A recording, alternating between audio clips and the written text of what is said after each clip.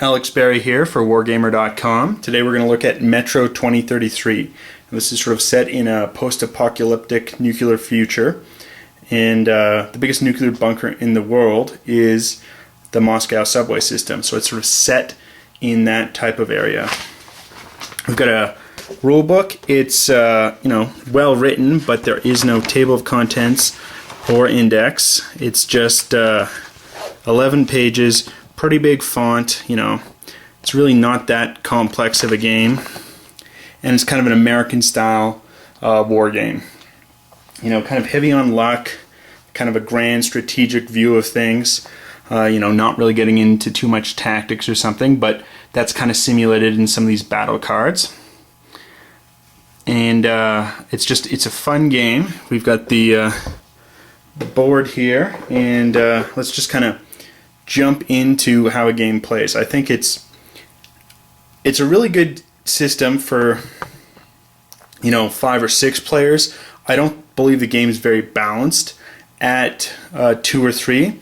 Some of the races, and everyone has sort of a unique race or a unique faction. There's the Bomansky Alliance, there's the Red Line, there's the Fourth Reich, and they have unique abilities. I know that in the 2 or 3 player game, it's just not really balanced. Some of them are too powerful. And, if you're going to play with 2 or 3 players, I wouldn't really recommend it, even though I've played with both. It's just not that fun. There's better 2 or 3 player games out there.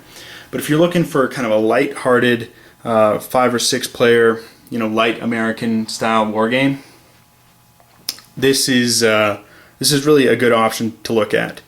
But let's get into the gameplay now. So here we have the board on setup. Zoom in a little closer and we see the blue player here. It's the Arabat Confederation. And they have 3 stations. Everyone starts with 3 stations. You have a station that will produce pigs, a station that will produce ammunition, and a station that will produce mushrooms. Those are the 3 sort of economic resources in the game, and everyone will produce that. The 6 different groups in the game are the Fourth Reich, the Bandits, we have the Confederation of 1905, the Arabat Confederation, the Bomansky Alliance, and then the Red Line. Now, I was saying I sort of think the game's slightly unbalanced if you're playing with too few players, and that is with the Fourth Reich or the Arabat Confederation. Now, the way you win here is if you get 10 stations, then you will win the game. Everyone's starting with 3 victory points. They all start with 3 stations. If you can control 10, it's not win. However, there's an alternate win condition. That's if you control the polis here. And it's these 4 stations. Now, if you're controlling any one of those stations, each polis station will produce a resource of any type. So they're quite powerful, and it's, once you gain 1 or 2 of those, you're exponentially going to keep growing because you're so powerful in producing resources. Now, these generally defend with a strength of 7. However, both the Arabat Confederation, which can attack a polis station and only defend with 6, or the Fourth Reich where the army wins ties, and they're both really close. They both start right next to the polis station. They can punch in there quicker than the other players, and it gives them a leg up. I think they're a little too powerful in a few player games. However, if you're playing 5 or 6 player games, the other players are going to be aware of that, and they're going to react, and they're going to move and try and prevent that from happening. Now, in addition to what you're playing with, you've got your heroes here, and we've got Hunter, one of the guys from the novel, Khan, and Artyom. However, these people are not in the novel. There's no Sasha, there's no Anna, there's no Miller in the book. And I don't know why they're not including other heroes, sort of like Colonel Melnick, the Stalker Ullman. They could have been, I think, included, would have tied in the game a little bit more to the novel. And it seems a shortcoming for them to not do that. So you're going to have your heroes, and heroes can buy equipment cards. You can, get your sniper rifle, which is going to improve your ability. Because normally here we have a speed for the hero, which is 3, which is sort of how far they can move, and then a strength of 3, and then each hero is going to have a unique ability. So Hunter here, if he's wounded, he can move to his home station, and he doesn't have to spend a turn recouping. So if let's say the Arab Confederation had him, and he can move 3 spaces. Let's say he wants to get here to this station. Well, he's in a transfer station here where he can transfer along the line, so he can move 1 and then 2 there. He could even move 3 and then try and attack the Polis station. However, with just 3 strength, he knows he's going to fail. But that's one of the things that can happen there. You have your army chart. Everyone's going to start with 2, and except for the Fourth Reich, which starts a little bit more with more strength. I'm not sure how much this really fits thematically into the game, seeing as like the Trotskyites were able to really raid the Fourth Reich quite easily in the novel, but for gameplay purposes they decided to make the Fourth Reich kind of the strongest military here. If we zoom up here, it's kind of a quick kind of player aid, just about how you can spend resources. So a gun and a bullet will get you either an equipment card or a mission card, which we'll look at. A gun and a pig will increase your army size, and your army's kind of abstracted. There's no token for your army. It's just it can attack from your stations. So it's kind of abstracted in the game. There's just kind of a general strength number. And then we have a pig and a mushroom, and that is what you need to claim a new station when you've attacked it successfully. If we look here at the higher levels of your army strength, you're going to have to pay upkeep in pigs just to maintain them. So they can get too costly to maintain. You can choose to just naturally degrade. We have sort of the turn and how turns work.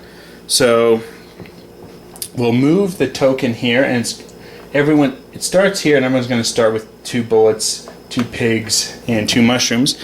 And then we move, and all the mushroom stations will produce, and all the pig stations will produce at the beginning of the turn. We see here we've got some symbols here for monsters. They will attack, and they'll come out and attack a station, which you can defend either with your hero or with your army. If you're not successful, they'll wipe out your station.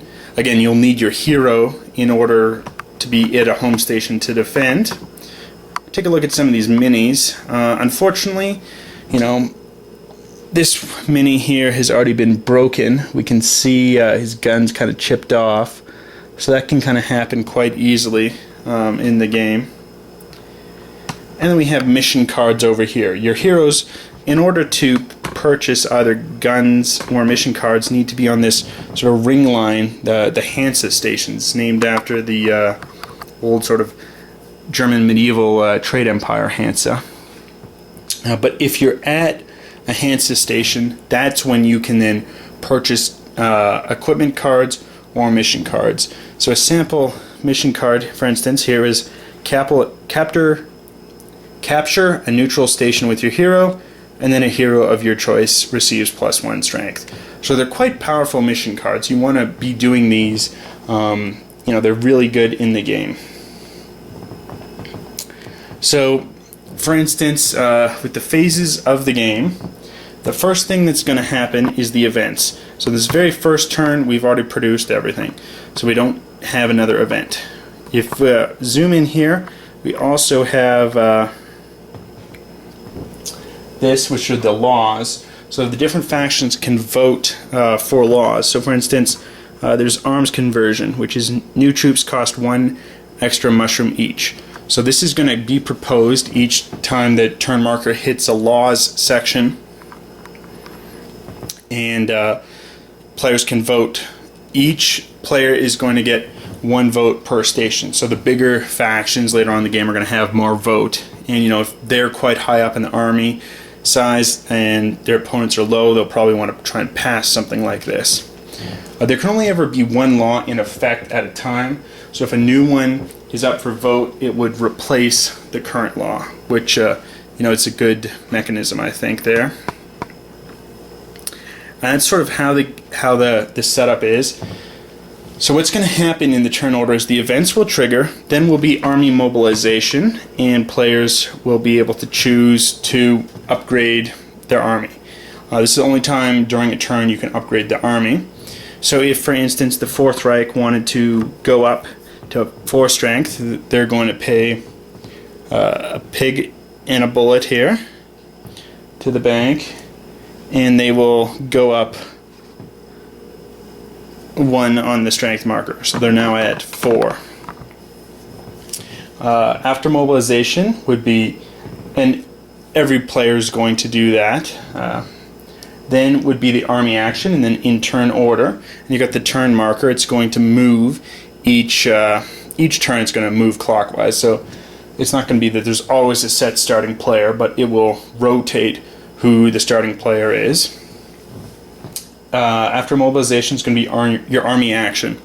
So the armies can choose to either attack an adjacent station. So let's say, and you can go through a Hansa station, one Hansa station. So let's say the Arabat Confederacy wanted to attack 1905. So they could move here, go through the ring line, and attack the station there, but they wouldn't be able to, say, attack this neutral station here of Kropetskia, because there's already a neutral station in the way. So they wouldn't be able to do that. So I'll just sort of simulate how the battle works. So let's say the Arabat Confederacy does decide to attack there. Now, they've both got, on the strength marker for their armies, and because no heroes are involved, they're both going to have army strength of 2. So what's going to happen is the battle cards are going to be dealt. There's 7 of them. Some of these have attack, some have defense, and some have neutral. Now, it doesn't really matter who the attacker is, in this positioning. It's when the armies are clashing is what it's supposed to simulate. So the fact you're the attacker in the battle does not have any bearing on these cards. But both players are going to have 3 cards, and they're going to pick, what am I going to do? I could do a defense card, gives me +2 to my army value.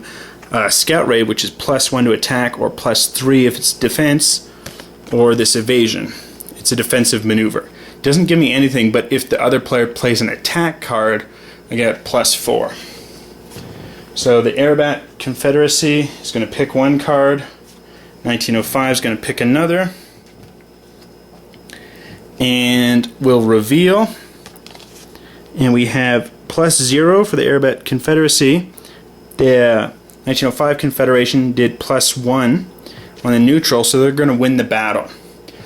Because they won the battle, the Arabat Confederation is going to degrade their army strength 1.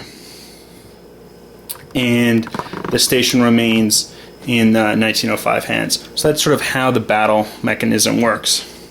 Additionally, instead of attacking with your army, you can choose to just get 1 resource randomly. So, I really need pigs, that's coming up. I'm going to grab a pig and I'll put that in. That could have been done as well. Now, for the hero actions, heroes are really important just because of all the different actions that they can do. So the hero actions are quite important because of just, the different things that they can do.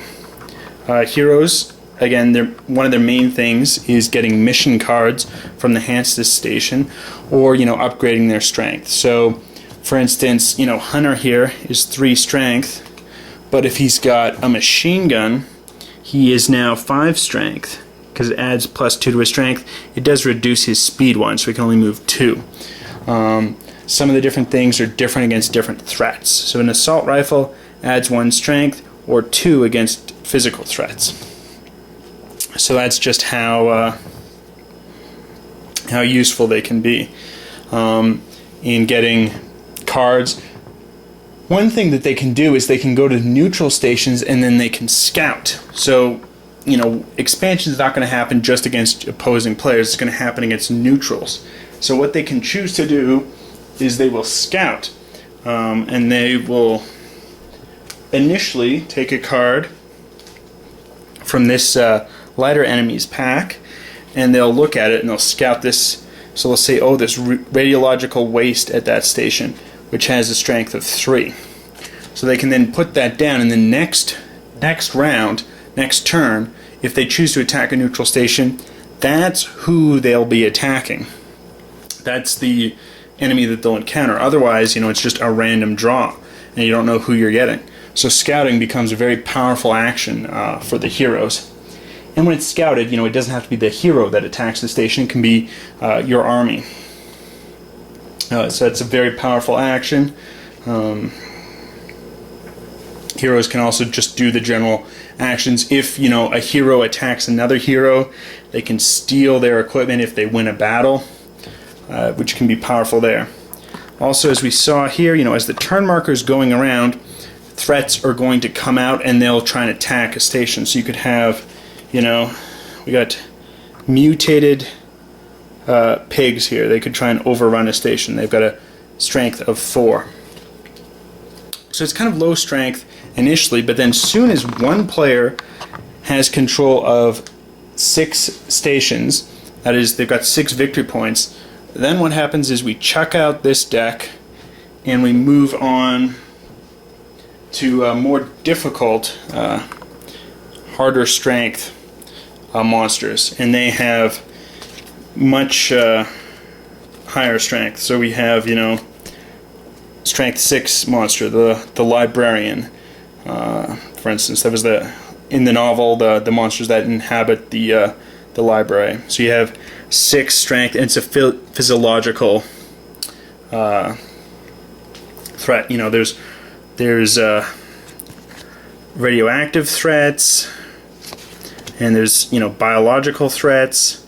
So there's different threats, and, you know, different equipment's going to affect that differently. So that's something to keep ahead of, and another reason for why you're scouting, because maybe you're going to focus on the equipment that you're buying and purchasing to, like, I'm going to be really strong against, you know, radioactive threats. And then, you know, you want to scout to make sure you're not attacking some other threat. But when the attack comes from the monsters and they're trying to attack your station, what's happened is everyone's going to designate which station they're choosing to be attacked. So if you pick one, for instance here, you could pick one that has no hero on it, then only your army can defend. If the bandits, however, picked this station, they could choose to have their hero defend. And everyone is going to pick which station gets attacked.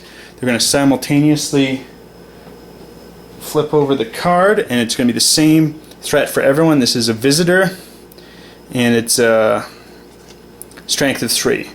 So if everyone had their army try and defend, here only the Fourth Reich would beat it. They would then get the reward, which is take a resource of your choice. Everyone else would lose their station, and they degrade their army for, you know, not successfully winning the battle. So the monsters can be really powerful. When you're down, you're really getting hit, and there can almost be a runaway type leader system in this game, except for the fact other players can then try and pounce on the leader. In a 2 or 3 player game, it's too difficult to do that.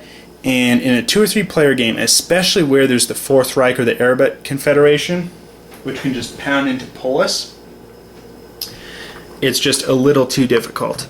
I think, and unfair, unbalanced. This is really good as the 5-6 player game, where players are self-balancing the game against players who are, you know, are getting a lead or have kind of a natural balance.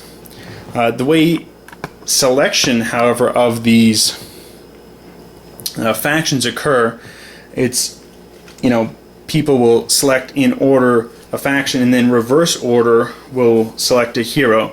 So hopefully people are grabbing the better heroes and then leaving, the Fourth Reich or the Arab Confederation with a weaker hero to make up for that.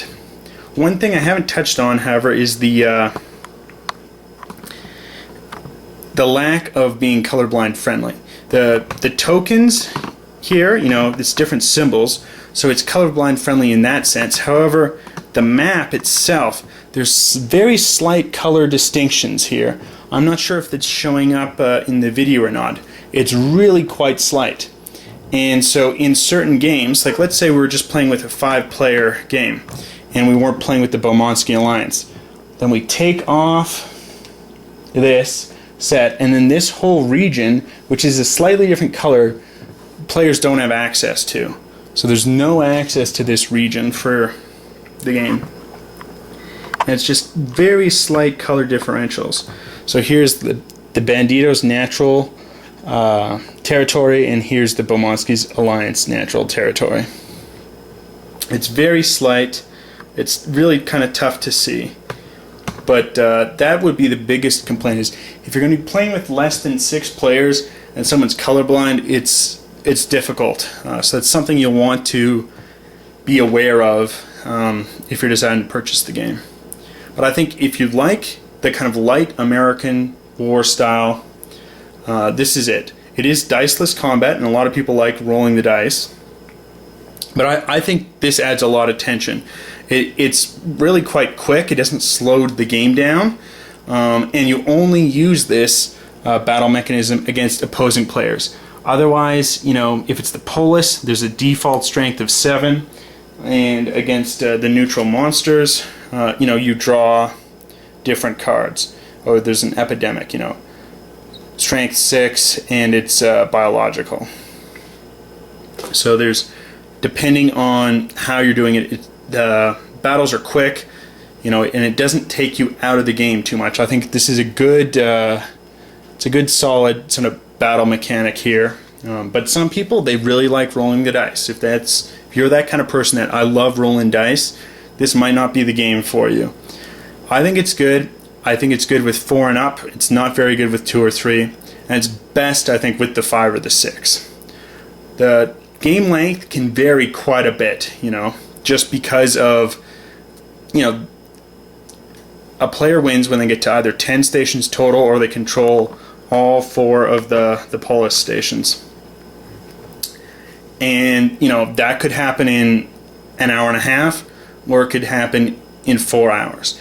So some people, they like to play a game where there's a definitive number of turns, and this is how long a game's going to take. And that's not one of those games. This is a game where the game length can really vary, but it's fun. And if you like that, if you're comfortable with a game length that really varies, and you like the American style genre, this is a game to look at. It's unique within the American style genre, and it's good. I think it's a solid game. The mechanics are good. There's no real complaints about it. Some slight balance issues, and the decisions you do make are limited. This isn't Twilight Struggle. You don't have these overwhelming decisions. Oh, I could do this, or I could do this, and I've got like 20 different decisions to pick from each turn. You are limited in your decision making process, but that's how the American style genre is. I think it's good. It's got the basics, the economic production. You've got your heroes and your army, which both can do different functions but still are involved in attacking and defending. And there's a lot of room to negotiate in this game. The fact that you've got special missions and you've got laws which can come in effect, it adds flavor. You get immersed within the environment, and it's a fun game. It's pretty faithful to the novel, and I think it's a good game. I would recommend it for if you're like the American style genre, you're okay with diceless combat, and you're okay with the variable turn length. I'd say get this game. You'll like it if you're playing with 5 or 6. if you're only like a 2 or 3 player game, you don't like that turn, you know, just the fact you don't know how many turns are in the game and it could really vary, I'd say stay away from this title. Some people are going to love it, some are going to hate it. I think if you followed my advice and you kind of figured out, you know, which group you're in, you're gonna enjoy this game. Till next time.